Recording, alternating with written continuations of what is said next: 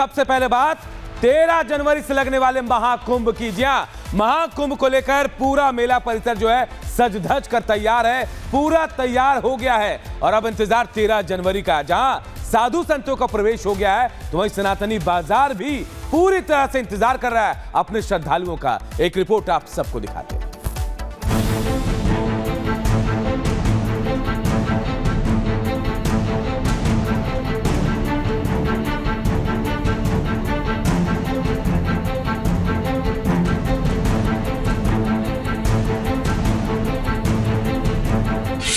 महाकुंभ की महिमा अपार, बढ़ रहा स्थानीय व्यापार।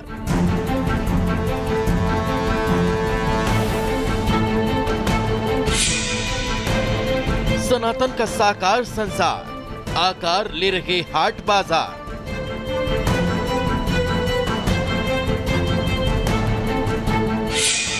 महाकुंभ में सनातनी आए, खिल उठा स्थानीय व्यवसाय। कलयुग में कालजयी महाकुंभ की महिमा कौन नहीं जानता। इसे ही तो दुनिया का सबसे बड़ा आध्यात्मिक, धार्मिक और सामाजिक समारोह कहते हैं, जिसमें लाखों करोड़ों लोग बिना किसी के बुलाए खींचे चले आते हैं।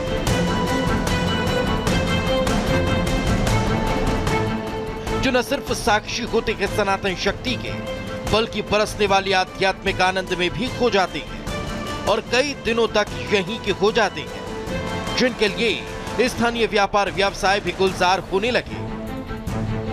महाकुंभ में प्रयागराज के चौक की भी अपनी अलग भूमिका होती है, जहां से यज्ञ हवन सामग्री से लेकर के ड्राई फ्रूट्स तक भेजे जाते हैं महाकुंभ में। इसी के साथ यहां पर बाजार जब सजते हैं तो पीतल की नगरी यानी कि मुरादाबाद से भी सामान पहुंचता है और चौक होते हुए वो महाकुंभ तक जा पहुंचता है। बाजार पूरी तरीके से सज चुके हैं और तैयारी महाकुंभ की चौक में।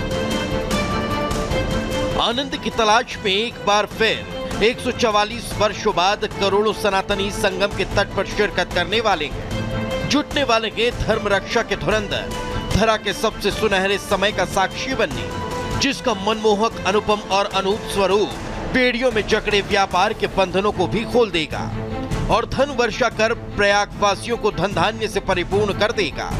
यही वजह है कि क्विंटलों हवन सामग्री के साथ व्यापारी भी तैयार नजर आ रहे हैं। 2 महीने 3 महीने पहले से पूरी तैयारी करनी पड़ती है और कम से कम 1 टन से 2 टन माल तो हम ही रखते हैं। बाकी पूरा बाजार और जो बेचता है उससे मेरे को कोई इतना मतलब नहीं है।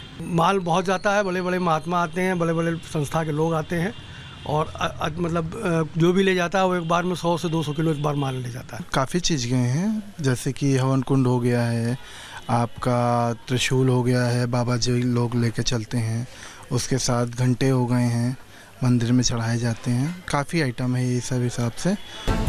अब ऑटो चालक हो या नाव चलाने वाला नाविक, वेंडर हो या व्यापारी, रेहड़ी पटरी वाला हो या परचून दुकानदार पंसारी, हर कोई महाकुंभ मेले का बेसब्री से इंतजार कर रहा है, जिसमें पहुंचने वाले करोड़ों सनातनी स्थानीय व्यापारियों के लिए किसी देवदूत से कम नहीं, जिनके पहुंचने से प्रयाग को आर्थिक मजबूती मिलेगी।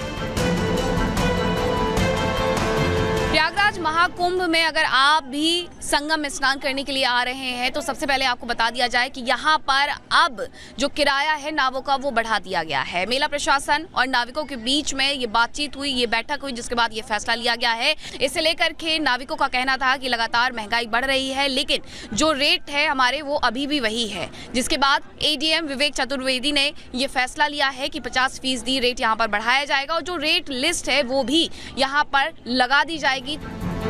महाकुंभ में बढ़ने वाले स्थानीय बाजार के रफ्तार में नाविकों के लिए गए प्रशासनिक फैसले ने उनकी चांदी कर दी, जिसकी चमक उनके चेहरे पर भी नजर आ रही।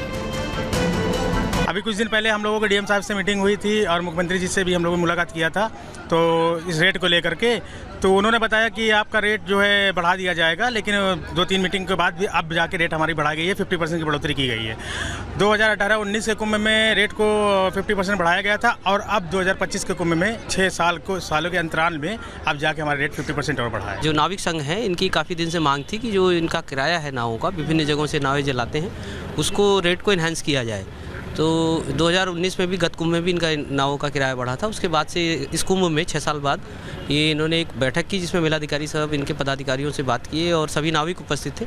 इनकी डिमांड थी कि हमारा किराया एटलीस्ट 50% बढ़ाया जाए। तो उसमें सम्यक विचारोपरांत निर्णय लिया गया है कि किराया 50% बढ़ा दिया जाएगा इनका। त्योहार की से तैयारियों के साथ साथ साधु संतों और तीर्थयात्रियों के आगमन से संगम का रूप विहंगम नजर आने लगा, जिनसे मिलने वाली संजीवनी रोजगार के साथ ही स्थानीय बाजार को भी अमृतत्व प्रदान करेगी। Bureau report, Republic Bharat.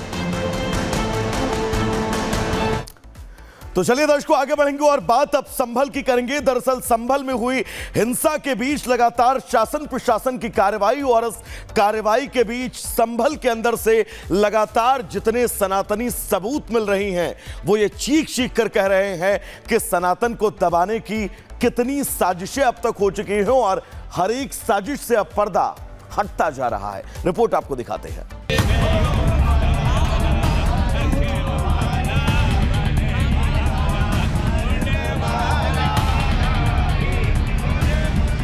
जो संभल अपने आप में सनातन के सबूतों का भंडार है, जहां भगवान कल्कि का अवतार होने की मान्यता है, जहां कई ऐतिहासिक धरोहरें हैं, वहां खुदाई में रोजाना नए नए रहस्यों से पर्दा उठ रहा है। लेकिन सबसे ज्यादा चर्चा हो रही है संभल की चंदौसी के लक्ष्मणगंज इलाके में रानी की बावड़ी की, जहां चौथे दिन भी खुदाई की गई। यानी अब 3 मंजिला बावड़ी में 12-13 कब्रों का पता चल चुका है।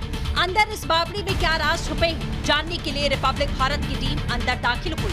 वहां क्या दिखा? इसके अंदर गहराई कहीं ज्यादा है और अब जब इसको आगे खोला जाएगा, ये गलियारे, यहाँ पर 12 कमरे, सुरंग, यहाँ के कुएं इस बात की तस्दीक देते हैं कि किस तरह से हिंदू धरोहरों को, परंपराओं को यहाँ पर देखिए छिपाया गया। रानी सुरेंद्र बाला देवी की बावड़ी उस दौर के निर्माण का खुलासा कर रही है। तो आपको ये भी बता दें कि आखिर संभल इतना ऐतिहासिक कैसे है, क्योंकि दावा किया जा रहा है कि संभल सम्राट पृथ्वीराज चौहान की राजधानी था। यहीं पर आल्हा उदल की लड़ाई हुई थी, यहाँ तोता मैना की कब्र बनाई गई थी। कुछ ही दूरी पर बाबरी कुआं भी है।